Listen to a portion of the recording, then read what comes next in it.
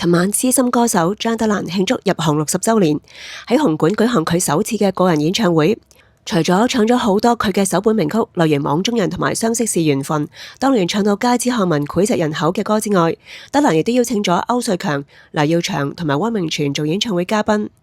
而全個演唱會其中一個矚目點就係佢唱咗經典歌曲1983年神雕俠侶嘅插曲《情義兩心堅》，而且仲邀請咗劉德華一齊合唱，再加埋背後當年神雕俠侶劇集裏面嘅畫面，隨即令到全場起哄，回憶翻晒嚟啊！In case 一啲年輕嘅觀眾唔知道《情義兩心堅》呢首歌嘅背景，喺度簡單講一下啦。《情義兩心堅》呢首歌係 TVB 1983年劉德華、陳玉蓮版《神雕俠侶》嘅插曲。當年呢套電視劇破咗 TVB 開台以嚟最高收視紀錄，超過320萬觀眾收睇。嗱，呢套戲最高嘅收視率呢，就曾經創下接近有320萬觀眾咁多嘅。係啊，喺電視劇嚟講咧係最高嘅紀錄。而 TVB 更加喺尖沙咀一間酒店舉行慶功宴，慶祝收視打破紀錄，風頭一時無兩。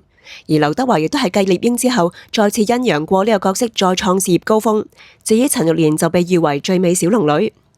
劇集大收，當然劇集歌曲亦都係非常之受歡迎。除咗主題曲《何日再相見》數次成為商台歌曲擂台陣冠軍歌之外，連插曲《情義兩心堅》亦都成為港台中文歌曲龍虎榜嘅冠軍歌。除咗呢兩首歌之外，張德蘭亦都包辦咗劇集裏面另外兩首插曲《問世間》同埋《留住今日情》，一齊收錄咗喺《神雕俠侶》主題曲《何日再相見》同名大碟裏面。當年呢隻碟嘅銷量更加衝破白金數量，氣勢如虹。呢隻碟其中一個特色就係收錄咗由顧嘉輝作曲、神雕俠侶監製蕭生填詞，飾演楊過嘅劉德華初試提升主唱嘅劇集插曲《神雕大俠》。而呢首歌有別於大碟裏邊其他嘅歌曲，因為呢首歌係一首男音，非常之特別。神雕大俠到處有歡叫聲。所以琴晚劉德華同張德蘭講話，一生人第一隻歌就係同佢一齊出，就係咁解啦。你知唔知我呢一生人第一隻歌就係同佢一齊出噶啦？你有冇買佢哋嘅唱片？裏邊有一隻叫做《神雕大俠》嘅歌，你哋真係買過啊？因此張德蘭成就咗劉德華歌唱事業嘅第一次。之後1984年喺 TVB 一個節目裏面，張德蘭臨時喺觀眾席裏面邀請咗神雕大俠劉德華上台現場，即時獻唱《神雕俠侶》插曲《情義兩心堅》。當時劉德華喺 TVB 只係集中演戲，仲未做歌星，所以張德蘭邀請佢上台唱 live， 實屬係劉德華嘅第一次。可以話係劉德華奉獻咗兩個第一次俾張德蘭。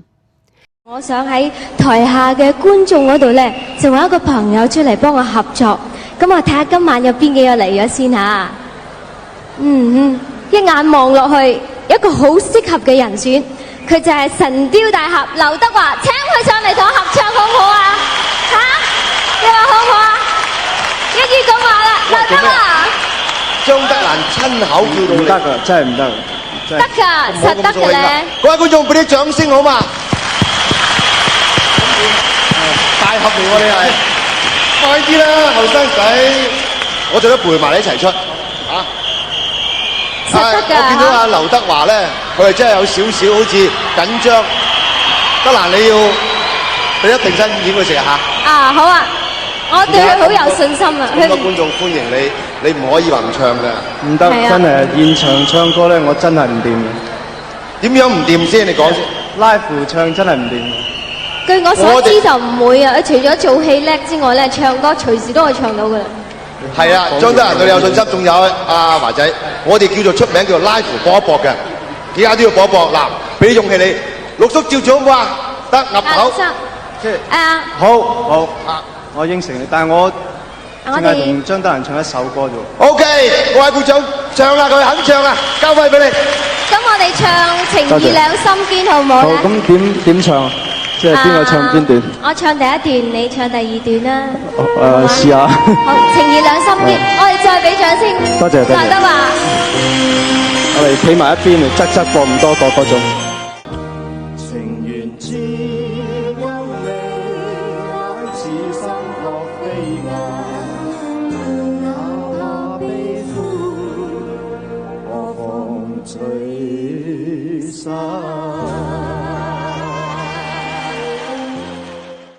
而劉德華對《情義兩心堅》呢首歌亦都情有獨鍾，佢喺2006年曾經翻唱過，兼且仲為呢首歌製作過 MV。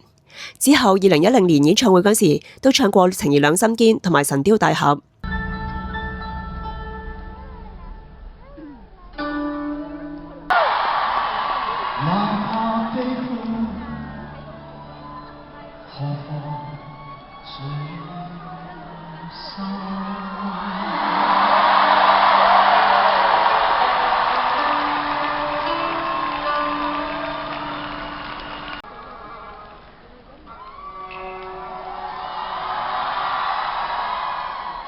神雕大俠到處有歡叫聲啊，應兒聽到。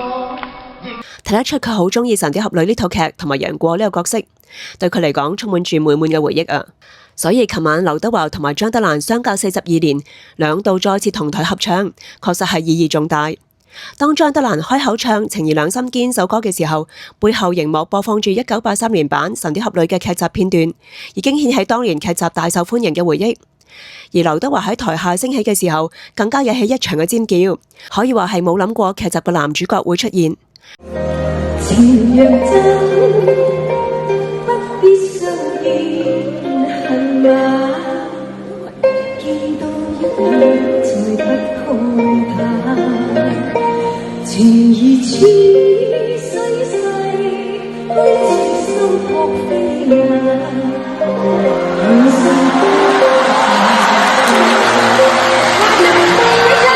若真。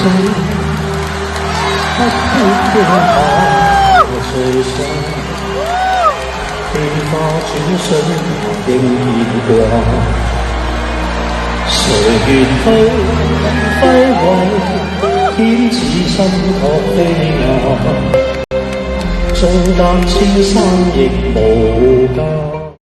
而其實張德蘭喺《神雕俠侶》呢套劇裏面，亦都有客串嗰個小角色，琴晚亦都有放喺熒幕裏面。加埋劉德華唱埋佢嘅人生第一首歌《神雕大俠》，可以話係將83年版《神雕俠侶》嘅回憶全部 call 翻晒翻嚟啊！令到現場觀眾都聽得好陶醉。你哋知唔知我第一隻歌係乜嘢？男音啊，係啊，好犀利啊！神雕大俠到處有歡叫聲啊，嬰兒聽到亦誰得安寧之音。降臨妖精亦會冇命啊！佢將邪魔攝伏風暴化作天青啊！大家又有冇睇過83年版嘅《神雕俠侶》同埋聽過呢兩首歌呢？歡迎留言分享。